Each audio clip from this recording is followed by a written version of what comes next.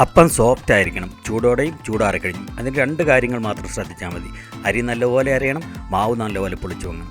അപ്പത്തിന് നല്ല ടേസ്റ്റ് കിട്ടാൻ 3 കാര്യങ്ങൾ കറക്റ്റ് ആയിരിക്കണം. 2 കാപ്പിക്കപ്പിന് 2 മുതൽ 3 വരെ ടീസ്പൂൺ ഉപ്പ്, തേങ്ങാപ്പാൽ അരമുറി തേങ്ങയുടെ അല്ലെങ്കിൽ അരയ്ക്കാൻ പഞ്ചസാര 4 ടീസ്പൂൺ. 2 കാപ്പിക്കപ്പ് അരിയും അരക്കപ്പ് ചോറ് ഉപയോഗിക്കുമ്പോൾ 30 അപ്പം ഉണ്ടാക്കാം. അപ്പത്തിൻ്റെ അടിഭാഗം ഈവനായി ബ്രൗൺ കളർ ആകണമെങ്കിൽ കാസ്റ്റ് അയൺ അപ്പച്ചട്ടി ഉപയോഗിക്കണം. നോൺ സ്റ്റിക്കിൽ ഈവനായി ബ്രൗൺ ആകില്ല. പാലപ്പം അല്ലെങ്കിൽ വെള്ളയപ്പം ഉണ്ടാക്കാനുള്ള ഇൻഗ്രീഡിയൻസ് ഇതൊക്കെയാണ്. 2 കപ്പ് അരി, ഇത് കാപ്പിക്കപ്പിന് 2 കപ്പാണ്. US അളവിലാണെങ്കിൽ 24 ഔൺസ് അല്ലെങ്കിൽ 3 കപ്പ് വരും. അതുപോലെ ഈ അരി എടുത്തിരിക്കുന്നത് ഇത് സോണ മസൂരി റൈസ് ആണ്, അതായത് ഇതിന് പശയില്ലാത്ത അരിയാണ്. തേങ്ങാപ്പാൽ ഇത് 1 ക്യാൻ തേങ്ങാപ്പാലാണ്, ഇതിൻ്റെ പകുതി എടുക്കുന്നുള്ളൂ. ഇനി ഫ്രഷ് തേങ്ങാപ്പാൽ നിങ്ങൾ ഉണ്ടാക്കുകയാണെങ്കിൽ 1 മുറി തേങ്ങയുടെ തേങ്ങാപ്പാൽ. ഇത് അരക്കപ്പ് ചോറ്, അരക്കപ്പ് എന്ന് പറഞ്ഞാൽ കാപ്പിക്കപ്പിന് അരക്കപ്പാണ്, അല്ലെങ്കിൽ 6 ഔൺസ്. 4 ടേബിൾ സ്പൂൺ പഞ്ചസാര, 2 ടീസ്പൂൺ ഉപ്പ്, 1/2 ടീസ്പൂൺ ഈസ്റ്റ്. ഇതിൽ നമ്മൾ ഉപ്പും പഞ്ചസാരയും ഇത് ഉണ്ടാക്കുന്നതിന് തൊട്ട് മുമ്പ് മാത്രമേ ചേർക്കാവുള്ളൂ.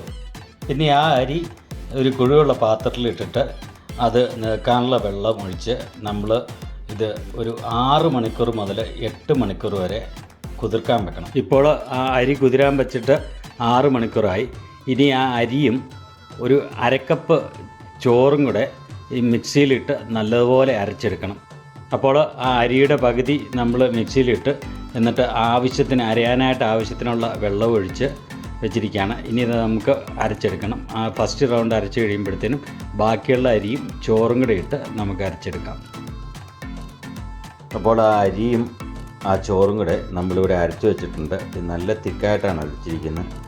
ഇനി കപ്പ് കാച്ചുന്നതിന് വേണ്ടിയിട്ട് നമ്മൾ 2 ടേബിൾ സ്പൂൺ ബാറ്റർ എടുത്തിട്ട് അതിനകത്തോട്ട് 1/2 കപ്പ് അല്ലെങ്കിൽ 6 ഔൺസ് വെള്ളം ഒഴിച്ച് നല്ലപോലെ മിക്സ് ചെയ്യുക. ഇനി ഇതൊരു മീഡിയം ഫ്ലെയിമിൽ അടുപ്പി വെച്ച് തുടർച്ചയായിട്ട് ഇളക്കി കുറുക്കിയെടുക്കണം. ഇപ്പോൾ ഈ കപ്പ് കാച്ചിയത് നല്ലപോലെ കുറുകി വന്നിട്ടുണ്ട്. ഈ കപ്പ് കാച്ചുമ്പോൾ ഒത്തിരി തിക്കായിട്ട് കുറുക്കിയെടുക്കരുത്, ഒന്ന് ലൂസായിട്ട് വേണം കുറുക്കിയെടുക്കാൻ. ഇനി ഈ കപ്പ് കാച്ചിയത് അരച്ചു വെച്ചിരിക്കുന്ന അരിയിലേക്ക് ആഡ് ചെയ്ത് നല്ലപോലെ ഇളക്കി മിക്സ് ചെയ്യണം. എന്നിട്ട് നമ്മൾ ഇതിനകത്തോട്ട് ഈസ്റ്റും കൂടി ആഡ് ചെയ്ത് നല്ലപോലെ മിക്സ് ചെയ്തിട്ട് ഓവർനൈറ്റ് പുളിക്കാൻ വെക്കണം. ഇനി ഇതിലേക്ക് അരമുറി തേങ്ങയുടെ അല്ലെങ്കിൽ 1 ക്യാനിൻ്റെ പകുതി തേങ്ങാപ്പാൽ ഒഴിച്ച് നല്ലതുപോലെ മിക്സ് ചെയ്യുക. ഇനി ഇത് ഓവർനൈറ്റ് പുളിച്ചു വാങ്ങാൻ വെക്കണം. തണുപ്പുള്ള പ്രദേശത്താണെങ്കിൽ ഓവൻ ചെറുതായിട്ടൊന്ന് ചൂടാക്കി അത് ഓഫാക്കിയിട്ട് അതിൽ വെച്ച് വേണം പുളിപ്പിച്ചെടുക്കാം. ഇപ്പോൾ നമ്മൾ ഓവർനൈറ്റ് പുളിക്കാൻ വെച്ചിരുന്ന അപ്പത്തിൻ്റെ ബാറ്റർ നല്ലപോലെ പുളിച്ച് ഡബിൾ സൈസ് ആയിട്ടുണ്ട്. ഇനി അതിലേക്ക് 2 ടീസ്പൂൺ ഉപ്പ് ആഡ് ചെയ്യുക. ടീസ്പൂണാണ്, ടേബിൾ സ്പൂൺ അല്ല. ഇനി ഇതിലേക്ക് 4 ടേബിൾ സ്പൂൺ പഞ്ചസാരയും കൂടെ ആഡ് ചെയ്ത് നല്ലതുപോലെ ഇളക്കി മിക്സ് ചെയ്യണം. ഇനി ഇതിലേക്ക് ആവശ്യമെങ്കിൽ അല്പം കൂടെ വെള്ളം കൂടെ ആഡ് ചെയ്ത് നല്ലപോലെ ഇളക്കി മിക്സ് ചെയ്യുക. ഈ കൺസിസ്റ്റൻസിയിൽ വേണം ബാറ്റർ ഇരിക്കാൻ. അപ്പോൾ നമ്മൾ ആ ബാറ്ററിൻ്റെ പകുതി വേറെ ഒരു ചെറിയ പാത്രത്തിൽ കൈകാര്യം ചെയ്യാൻ എളുപ്പത്തിന് വേണ്ടി ചെറിയ പാത്രം എടുത്തു. എന്നിട്ട് നമ്മളൊരു 3/4 തവി എടുത്തിട്ട് ഈ അപ്പച്ചട്ടി ചൂടായി കഴിയുമ്പോൾ അതിലേക്ക് ഒഴിക്കുന്നു. ഒഴിച്ചിട്ട് ഇങ്ങനെ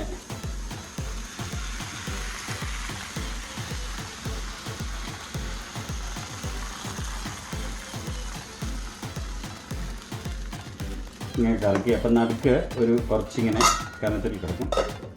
എന്നിട്ട് നമ്മൾ മൂടി വയ്ക്കുന്നു. എന്നിട്ട് ഏകദേശം ഒരു 2 മിനിറ്റ് ആകുമ്പോഴത്തേനും ഈ അപ്പം വെന്ത് വരും. പിന്നെ ഇത് കറക്റ്റ് അറിയാമെന്ന് പറഞ്ഞാൽ ഇതിൻ്റെ ഇടയ്ക്കോടെ ഇങ്ങനെ ആവി ഇങ്ങനെ പുറത്തേക്ക് വരുമ്പോൾ ഇത് ഏകദേശം വെന്ത് കഴിയും. ഏകദേശം 2 മിനിറ്റ് കഴിയുമ്പോഴത്തേനും ഇത് വെന്ത് കഴിയും. നല്ല ചൂടാണ് കേട്ടോ, സൂക്ഷിച്ച് വേണം എടുക്കാൻ. ഏകദേശം 1 തവി താഴെ 3/4 തവിക്ക് മുകളിൽ ബാറ്റർ എടുത്തിട്ട് ഈ ചൂടായ അപ്പച്ചട്ടി മീഡിയം ഫ്ലെയിമിലാണ് നമ്മൾ ഇട്ടിരിക്കുന്നത്. ഇത് ഇലക്ട്രിക് ആയതുകൊണ്ട് ഞാൻ ഹൈയിലാണ് ഇട്ടിരിക്കുന്നത്. എന്നിട്ട് ഇങ്ങനെ വട്ടത്തിൽ കറക്കി അപ്പത്തിൻ്റെ ഷേപ്പിൽ കറക്കി കഴിഞ്ഞിട്ട് വെക്കുക. ഏകദേശം 2 മിനിറ്റോളം മൂടി വെക്കുക. ഇപ്പോൾ ഇത് വെന്തോന്നറിയാം. ഇപ്പോൾ കണ്ടോ, ഇവിടെ ഒരു ആവി പുറത്തേക്ക് വരുന്നുണ്ട്. അപ്പം അത് ഓൾമോസ്റ്റ് വെന്ത് കഴിഞ്ഞെന്നുള്ളതാണ്. അപ്പം അങ്ങനെ ആവി വന്നു കഴിഞ്ഞാൽ നമുക്ക് തുറന്ന് നോക്കാം എന്തെന്നുള്ളത്. ഇപ്പോൾ ഇത് നല്ലപോലെ വെന്ത് കഴിഞ്ഞു. അപ്പം എന്ന് പറഞ്ഞാൽ നടുക്ക് ഇങ്ങനെ പൊങ്ങിയിരിക്കും. സൈഡ് കനം കുറഞ്ഞിരിക്കും. ഇത് നോൺ സ്റ്റിക്കിൻ്റെ പാത്രം ആയതുകൊണ്ട് ഈ പാത്രത്തിൽ എല്ലായിടത്തും കോണ്ടാക്റ്റ് വരികയില്ല. അതുകൊണ്ടാണ് എല്ലായിടത്തും ബ്രൗൺ കളർ വരാത്തത്.